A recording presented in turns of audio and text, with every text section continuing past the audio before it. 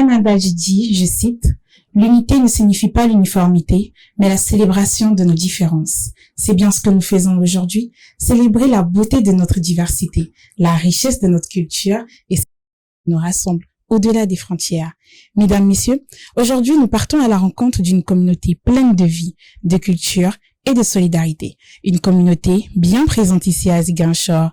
Et oui, je pense que vous avez deviné, il s'agit bel et bien de nos frères et sœurs de la Guinée-Bissau. Alors, chers internautes, installez-vous confortablement, prenez un verre d'eau, de jus et bienvenue dans Casa sans frontières.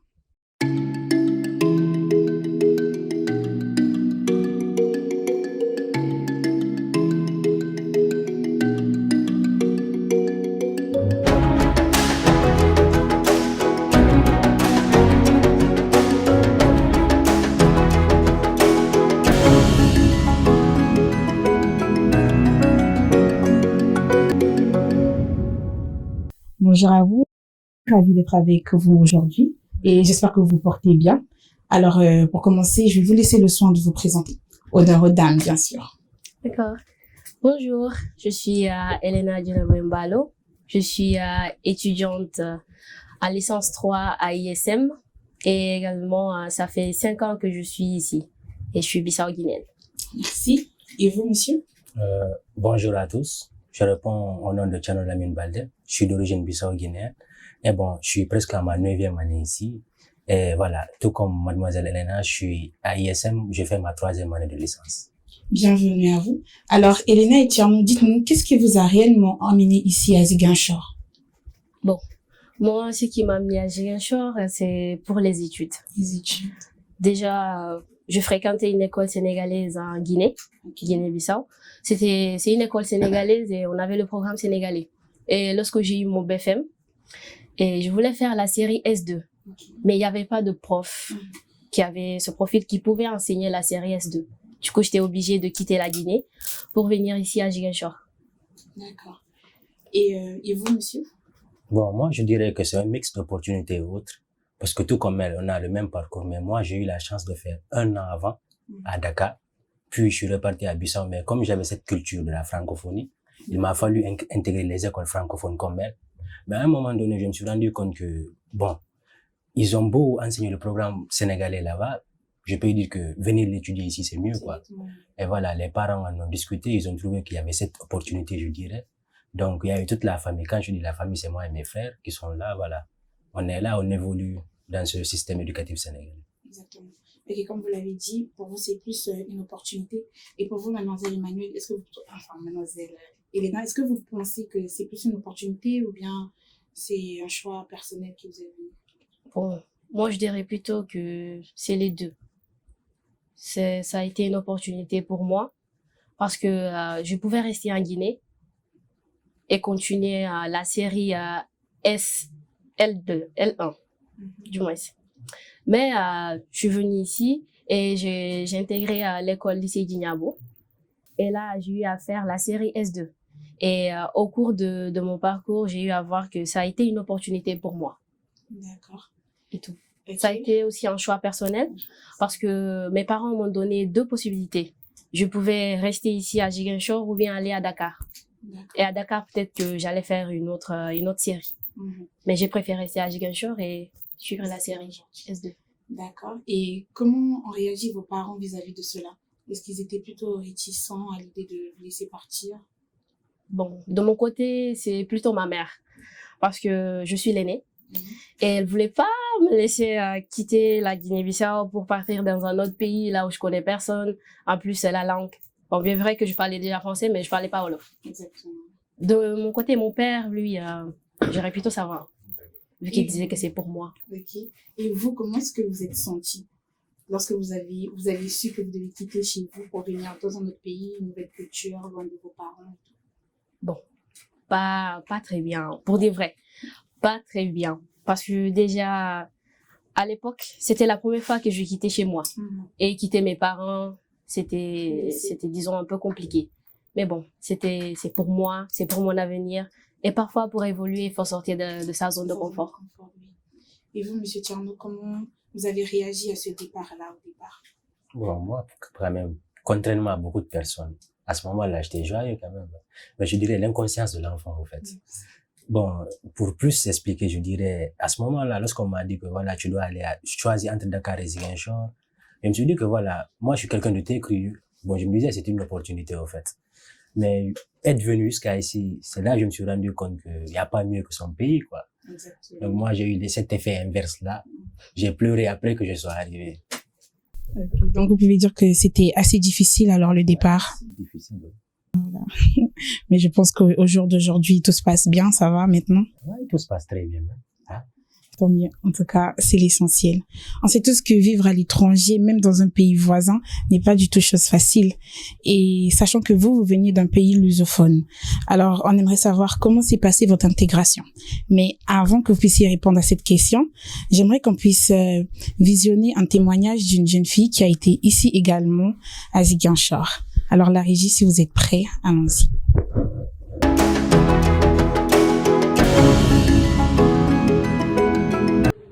Bonsoir La Voix du Sud, je reprends au nom de Massiré Ndiaye, je suis bissau-guinéenne, je suis diplômée en informatique appliquée à la gestion des entreprises à l'Institut supérieur de management ISM Ziguinchor. J'ai fait 4 ans au Sénégal, plus précisément à Ziguinchor, et oui, j'ai eu des moments forts. C'est le moment où j'ai cherché des logements, c'était pas facile de trouver, et si je trouve aussi, je ne durerai pas là-bas. Pourquoi? Parce que j'ai du mal à m'adapter. Parce que c'est vrai, c'est pas parce que Sénégal, Guinée-Bissau, Ziguinchor, Guinée-Bissau n'est pas loin que les cultures sont presque identiques ou bien pareilles. Non, les cultures ne sont pas pareilles, les cultures sont différentes. Et moi, en tant qu'étudiante étrangère là-bas, je suis obligée de m'adapter pour pouvoir bien m'installer et tout. Ça, au début, c'était pas facile. C'est ce qui fait que je quitte de maison à maison et voilà quoi. D'autres moments forts aussi, c'est le moment où j'essayais de nourriture, voilà. Parce que la gastronomie sénégalaise, j'aime beaucoup. Surtout de la Casamance, hein, j'aime beaucoup. Mon frère Elhadji Mamadou Doumbouya, pour toi, je suis capable de retourner à Ziguinchor. Oui. Pourquoi? Parce que toi, tu m'as montré que le fait de quitter chez toi et aller chez quelqu'un d'autre et voir tout ce qui se passe là-bas qui est différent de chez toi, ne fait pas tous les Sénégalais même personne. Lui, il m'a montré que c'est pas tous les Sénégalais qui sont comme la personne qui m'a fait du mal. Et là, tu m'as aidé à me retrouver. Merci beaucoup. Le conseil que j'ai à donner aux jeunes bissau-guinéennes qui veulent aller là-bas aussi à Ziguinchor pour découvrir, c'est je vous encourage beaucoup. Déjà, nous sommes un pays lusophone. On parle portugais. Ça fait du bien. Ce n'est jamais mal d'aller essayer ou apprendre une nouvelle langue qui est le français. Moi, je vous conseille beaucoup d'avoir plusieurs langues. Donc, moi, je vous conseille vivement d'aller découvrir, surtout Casamance. Les Casamançais sont des gens accueillants, sont des gens qui sont simples quand même si la culture est différente, mais ils te permettent quand même de venir dans leur endroit et d'apprendre avec eux. Je vous conseille aussi de ne pas rester tout le temps entre vous, les Bissau-Guinéens, entre nous, les Bissau-Guinéens. Essayez de chercher des amis sénégalais, essayez de s'ouvrir à eux pour que vous puissiez apprendre leur langue et comprendre leur façon de penser, de faire des choses. Merci beaucoup La Voix du Sud, merci pour cette opportunité et bisous, à très bientôt.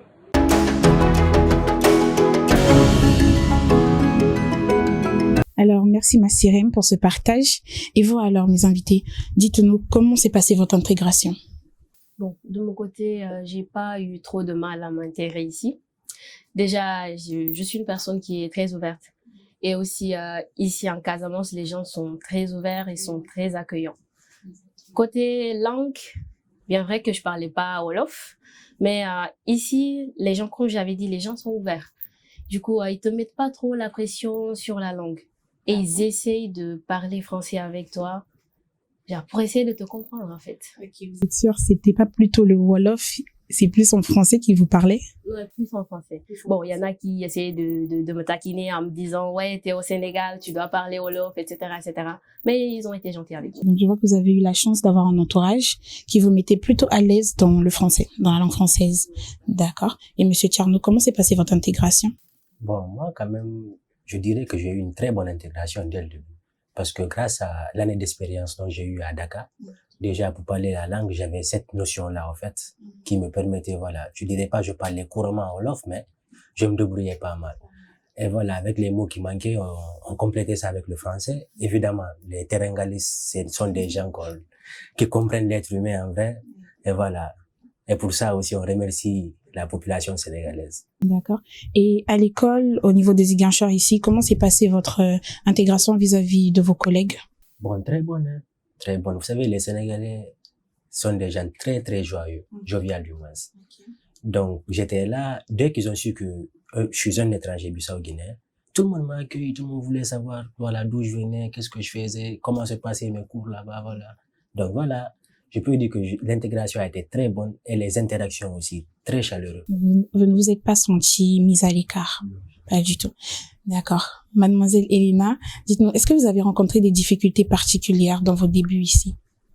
Oui, j'en ai rencontré à l'école et aussi au quotidien, en fait, avec les gens. À l'école, ça a été plutôt l'effectif de la classe et aussi le rythme d'étudier. Oui, rythme des cours et tout. Ça m'a un peu perturbée. Déjà, moi en Guinée, je suis habituée à faire mes cours de 8h à 15h, c'est-à-dire une journée continue. Ici, j'arrive, on fait cours de 8h à midi. Après, on a une pause et on reprend à 15h pour descendre à 18h. Bon là, ça a été un peu compliqué pour moi, pour m'adapter. De deux aussi, il y a l'effectif de la classe. Là-bas, je suis habituée à être dans une classe là où il y a 15 personnes, 20 personnes.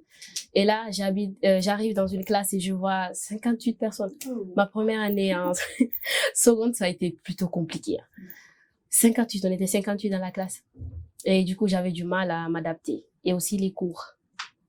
J'avais l'impression qu'ils étaient bien avant, genre ils étaient en avance que moi en fait. Ils arrivaient à comprendre très vite, surtout les mathématiques. Et moi, j'avais du mal en fait à me comprendre.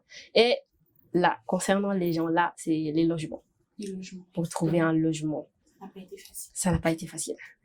J'ai eu à habiter à Kadior, Goumel et à Tilène aussi. Genre, pour trouver un logement fixe et rester dans un endroit, c'est un peu compliqué. Comment est-ce que vous faisiez pour chercher ces logements-là? Est-ce que vous connaissiez quelqu'un qui vous aidait? Souvent, je contactais les agences. Les agences immobilières. D'accord. Et vous, Monsieur Tierno, comment s'est passé en fait? Est-ce que vous avez rencontré des difficultés particulières dans vos débuts? Bon, de façon générale, je dirais du côté social, non. Lorsque je suis arrivé, bon, moi ça fait 9 ans, j'habite toujours là où j'ai toujours habité. Et donc, dans le quartier, je dirais, avec les gens, ça s'est toujours très bien passé. Mais du côté scolaire, je dirais, j'ai eu le même problème qu'elle. Et moi, j'étais là depuis mon CM2, en 2016. Donc, c'est-à-dire, à ce moment-là, nous, on faisait cours de 8h à midi, 13h. Donc, on a changé de rythme. Là, c'était 8h, 13h, 15h, 17h30. Cette distorsion-là, ça m'a beaucoup fatigué quand même. Et comme elle disait, la capacité qu'ils ont à comprendre que nous avons pas. C'est-à-dire, en vrai, je les enviais, quoi. Mais ce n'est pas de leur faute aussi. C'est juste nous qui sommes dans un pays lusophone, qui essayons d'étudier un programme qui n'est pas, voilà, qui vient pas de ce pays-là. Donc, c'est normal qu'on n'ait pas tous les b.a.-ba de ce programme-là. Exactement. Mais vous, aujourd'hui, on peut dire que vous êtes à moitié sénégalais parce que ça fait 9 ans que vous êtes là. Déjà, je pense que l'intégration aujourd'hui, on peut même plus parler d'intégration parce que vous faites maintenant partie du Sénégal. D'ailleurs, même si je dis pas à une personne que je suis bissau-guinéen, elle ne croira jamais. Elle ne saura jamais. Exactement. Non. Ok. Et mademoiselle Elena, pour vous, quand vous êtes arrivée au départ, comment est-ce que vous êtes sentie en termes de culture, si je peux me permettre, déjà du côté gastronomie? Bon, j'ai pas eu trop de mal. Genre. Ce sont les mêmes mets que vous partagez avec votre pays? Ouais, en quelque sorte. Bon, disons que nous, chez nous, à Guinée, chez moi en particulier, notre famille, elle est divisée en deux. Il y a une partie qui est sénégalaise, il y a une partie qui est bissau-guinéenne.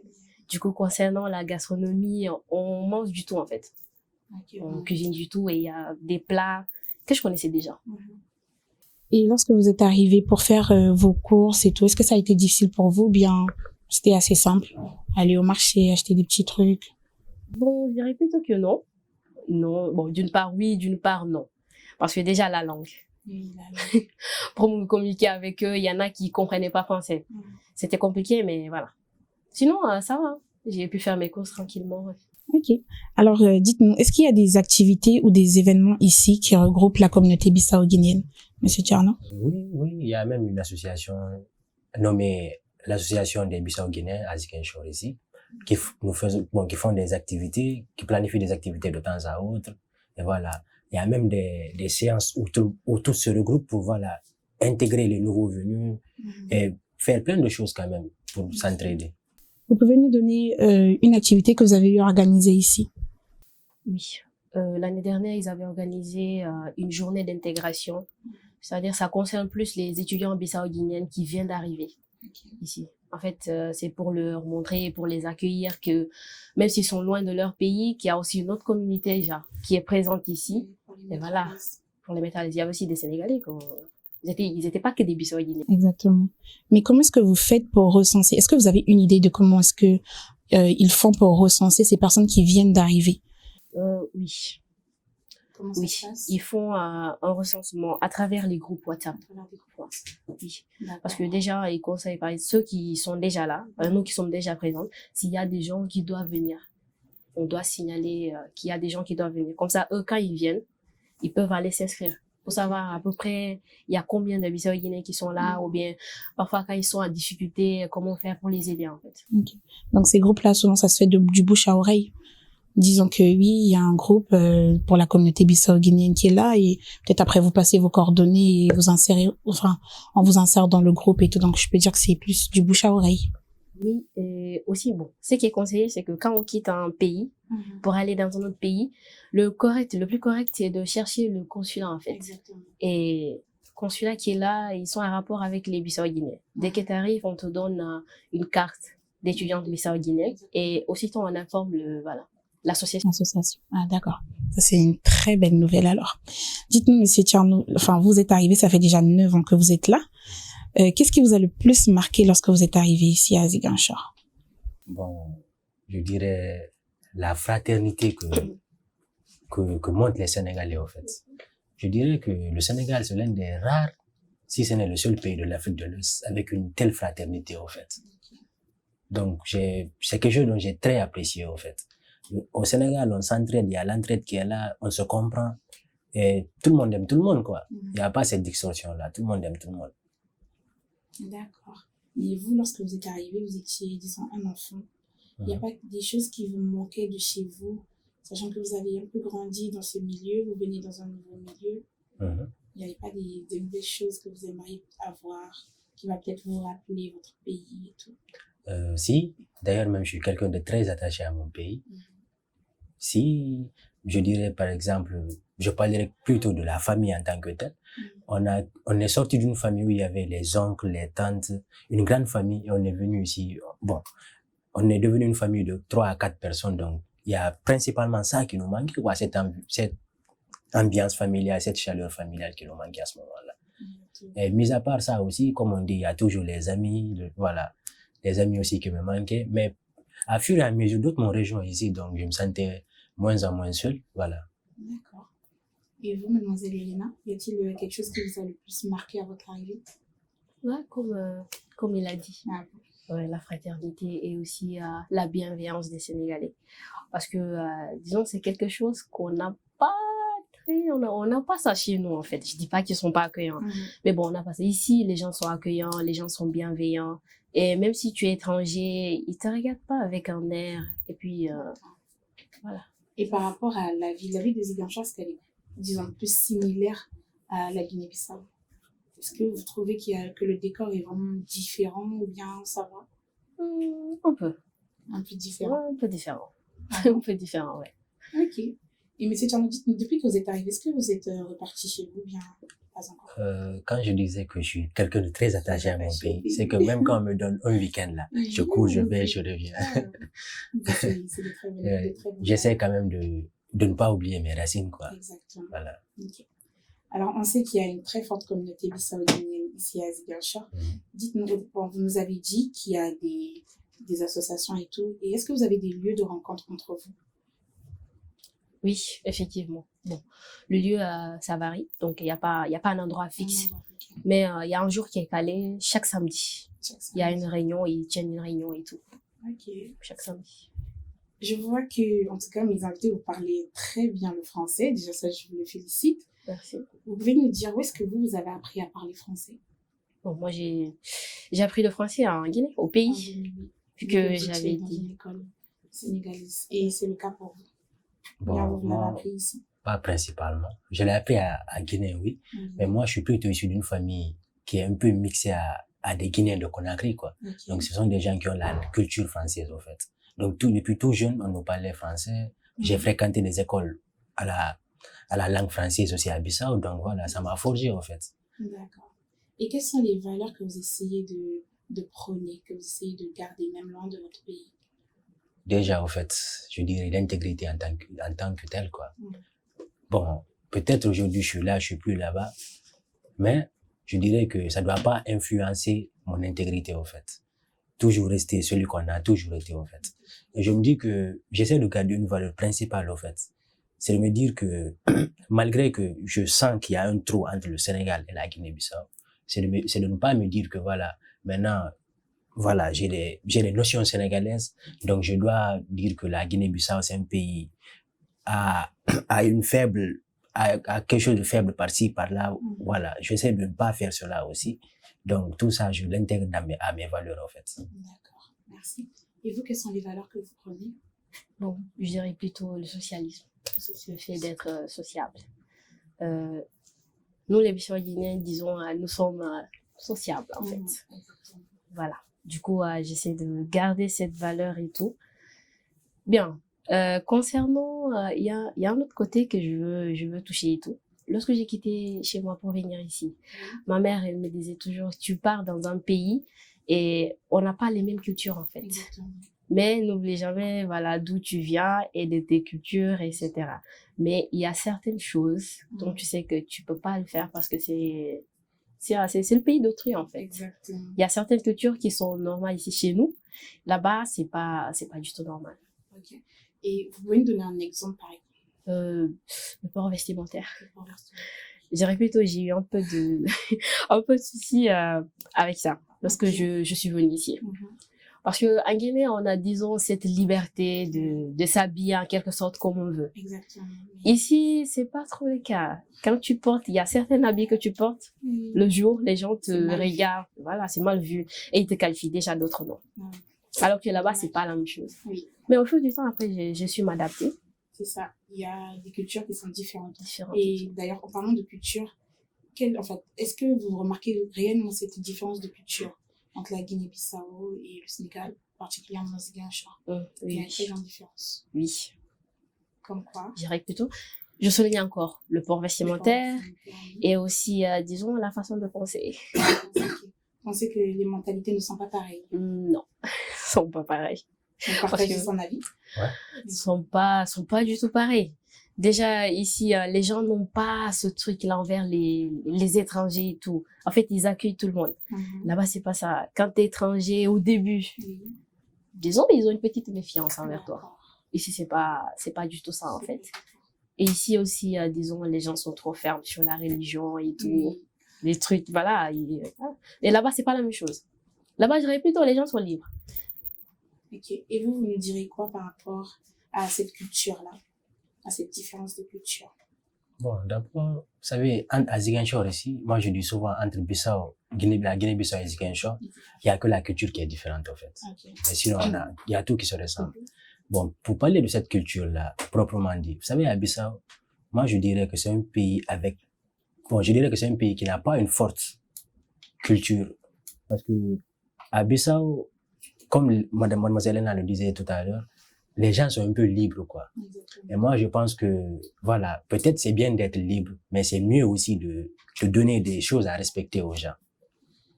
Et par rapport à cette même culture à Ziguinchor ici, on voit qu'elle est un peu plus consolidée ici qu'à Bissau, quoi. Parce que d'une certaine manière, nous remarquons que Comme elle l'a souligné, il y a le port vestimentaire qui est là. Cette culture même, je dirais qu'elle est plus respectée ici qu'à Bissau. Excusez-moi, mademoiselle Ena, est-ce que vous pouvez revenir sur la culture dont vous parliez, des différences et tout, s'il vous plaît? Bon, concernant la différence, je dirais plutôt le port vestimentaire. Voilà. Ici, voilà, c'est un peu rigide en fait, surtout envers la femme. Il y a une façon de s'habiller. En fait, il y a une façon où tu sais que tu peux pas t'habiller pour sortir et tout. Sinon, ils vont te regarder d'une autre façon, te qualifier d'autres noms et tout. Deuxièmement, c'est du côté religion en fait. Ici, les gens respectent trop la religion. Ils sont, disons, en quelque sorte trop religieux. En Guinée, c'est pas qu'ils sont pas religieux. Il y a des religieux, mais plutôt les gens sont libres. Ok, ils sont beaucoup plus libres. Et qu'est-ce que vous avez appris sur la culture sénégalaise? Est-ce que vous avez appris quelque chose quand même? Ici. Oui. Le fait d'être, disons, la famille en fait. La famille est sacrée. D'accord. Ici, les gens peuvent tout faire, mais si, oui. Ok. Si ça concerne la famille. Ok. Et vous? Est-ce que vous avez eu à apprendre quelque chose? Bon, tout ce que je peux dire que j'ai appris, c'est qu'au Sénégal, j'ai compris que il n'y a pas plus important que l'être humain et ses sentiments, quoi. C'est magnifique, ça. Et vous n'avez rien appris sur la culture Diola, Mankagne, Mandeng? Bon, tout ça, ouais, on l'a fait parce qu'on le vit tous les jours ici. Exactement. Voilà. De temps à autre, on a des événements Diola ici, des événements, on a le Kankura notamment, qui est un mix du Socé et voilà, et autres. Donc, on a tout ça, on les vit, au fait. On n'a même plus besoin de les remarquer. C'est des choses dont on vit. Mademoiselle Elena, est-ce que vous savez préparer des mets sénégalais? Parce que vous nous avez dit au départ qu'il n'y a pas de très grande différence dans les plats. Oui. Au jour d'aujourd'hui, vous pouvez préparer du tchéboudienne. Ah bon? Ah oui? Donc, on espère en avoir de votre part très bientôt, alors. Ok. Chers internautes, vous qui venez de nous rejoindre, vous êtes dans Casa sans frontières et aujourd'hui nous parlons de la communauté bissau-guinéenne, de son quotidien, ses défis et de sa capacité d'adaptation. Mais également, je tiens à préciser que nous sommes ouverts à toute proposition de partenariat ou de collaboration. Donc, n'hésitez pas à nous contacter sur le numéro qui s'affiche sur le bas de vos écrans. Alors, revenons donc à nos mots et tons. Quand on parle de jeunesse, on parle d'avenir. Donc, quels sont vos projets pour la suite, que ce soit ici ou bien pour le retour au pays? Bon, moi, quand même, je dirais merci au Sénégal. À un moment, je le dirais merci de m'avoir tout donné. Exactement. Mais je compte prendre tout ceci pour retourner avec au pays, quoi. Parce que je me dis que voilà, il n'y a pas mieux que de développer ou de se développer chez soi. Voilà. Et quelles sont vos ambitions, vos rêves pour la suite après vos études? Bon, moi, quand même, mes rêves sont axés plus sur le côté entrepreneurial, en fait, quoi. Et à Bissau, aujourd'hui, nous remarquons que c'est un secteur qui a un taux faible de réalisation, en fait. Donc, moi, je me dis que peut-être, bon, j'ai cette ambition-là, quoi, d'initier les autres jeunes Bissau-Guinéens à cette culture entrepreneuriale, en fait, quoi. De ne plus dépendre de l'État, voilà, de se battre pour sa propre cause, en fait. Okay. Donc, vous comptez peut-être vous lancer dans l'entrepreneuriat. C'est quoi, en fait, concrètement, vous voulez faire quoi dans cet entrepreneuriat?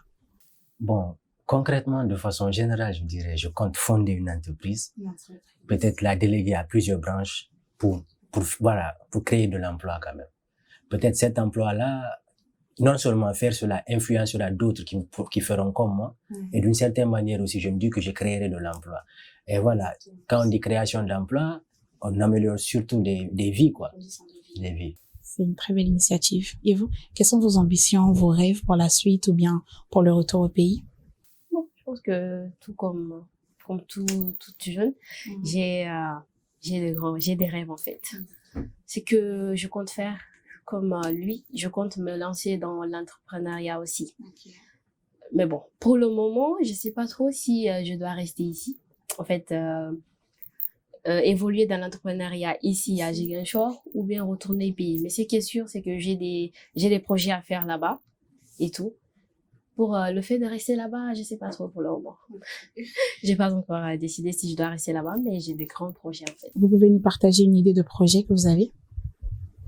Je ne veux pas trop parler sur ça parce que rien n'est encore sûr, rien n'est encore mis sur place. Ce sont juste des trucs que je veux faire. Mais je compte bien évoluer dans le domaine agroalimentaire. Oui, l'entrepreneuriat. Parce que en Guinée, en fait, comme il a dit, l'entrepreneuriat n'est pas tellement développé. Les gens négligent trop l'entrepreneuriat, les jeunes veulent trop s'asseoir sur les bureaux et tout. Mais bon, peut-être qu'en créant ça, ça peut créer des emplois et aussi ça pourra inspirer d'autres personnes à faire comme moi. Exactement. On voit que vous avez un grand amour pour l'entrepreneuriat. Donc, je vous souhaite une bonne suite pour cela. Ok. Et est-ce que vous avez un message, un petit mot à passer à ces jeunes Bissau-Guinéens qui aimeraient venir ici à Ziguinchor ou au Sénégal, tout simplement? Bon, je dirais que je scinderai mon message en deux parties. Une première partie pour ceux qui n'ont pas le choix, qui doivent impérativement venir. Je le dirais d'abord, ayez le mental fort, parce que c'est ce qu'il faut ici. Surtout, ne vous découragez pas, Le chemin, il aura beau être long, mais dites-vous qu'un jour, vous arriverez là où vous allez. Donc ça, c'est pour la première catégorie de personnes. Et pour une deuxième catégorie, je le dirais, regardons notre pays aujourd'hui. On n'a pas cette marque entrepreneuriale, au fait, dans le pays. Donc, j'inciterai à la plupart des gens, au fait, d'essayer de s'adonner à ce secteur-là, au fait, Entreprenez, n'ayez pas peur. Comme un de mes profs me le dit toujours, on tombe 10 fois, mais essayez de vous relever 11 fois. À chaque fois qu'on tombe, relevons-nous. Ne dépendons pas de l'État, ne nous disons pas que... Et puis, souvent même, la mentalité qui se cache derrière le fait de venir à Ziguinchor, c'est de je vais chercher des diplômes pour venir travailler dans un bureau. Et ça, je trouve que, voilà, c'est très intéressant, mais c'est dommage, comme vous le dites. Moi, je pense que cherchons les moyens, battons-nous, faisons-nous violence, pour atteindre nos objectifs. Et ne pas dépendre forcément du milieu extérieur. Merci. Et si vous pouvez dire quelques mots peut-être en créole, je pense que le message y passera très clairement. Bon, on ko kagin tana di fala boss, e pa kadin kera pasi causa. E nada ka pudi troca sin ano sul no sai na país. Pa no sinta, no tene que mentalidade, pa no ka depende de estado de ninguém.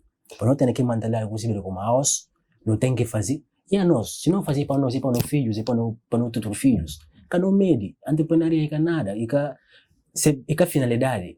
Una kaya aos una lanta amanhã. Nota um exemplo na Guiné se possível como é com que nada, que 0 francs, ou 60 bilhões. Nota mais exemplos para bem. Obrigado. Merci. Et vous, mademoiselle Elena, un petit mot pour ces personnes qui aimeraient venir? Bon, moi plutôt, le message que j'aimerais passer, c'est que n'ayez pas peur de venir. Venez. Il faut oser. Parfois, si on veut quelque chose, il faut sortir de sa zone de confort. Et nous, les Bissau-Guinéens, on aime trop notre pays. On aime trop rester à l'intérieur, on n'aime pas sortir. Mais sortez, venez. Sortir de ce pays, c'est pas fuir en fait. C'est venir pour chercher une bonne chose, après retourner au pays pour donner le meilleur de soi pour le pays lui-même. Merci. Et pour soi-même aussi. Exactement. Et en créole? En créole, bon. Message que on tenait de passer ici, suma que falar no Francis, bobin. Bo sair do país, bobin. E hora que não sair do país, fica como não diz que se não valor, não diz que se alguma coisa não. Não sai para bem buscar qualquer coisa. E coisa que se vive como ainda permitindo para não desenvolver no país e depois para não ribar, para não vai contribuir. E aquilo que é melhor para tudo, gente melhor também para o país. Bom dia para falar de como Guiné-Bissau está diante para ver de quem, para ver de nós. Muito obrigada. Ok. Merci. Alors, merci à vous d'avoir accepté notre invitation et pour ce partage très enrichissant. Merci également à vous, chers téléspectateurs, chers internautes qui nous suivez de partout dans le monde. C'était tout pour aujourd'hui, dans votre émission préférée, Casa sans frontières. Merci également à notre internaute, Massiré Ndiaye, pour son partage. Je vous donne rendez-vous très bientôt dans Casa sans frontières. Surtout, restez curieux et ouverts au monde. Merci. Merci. Merci.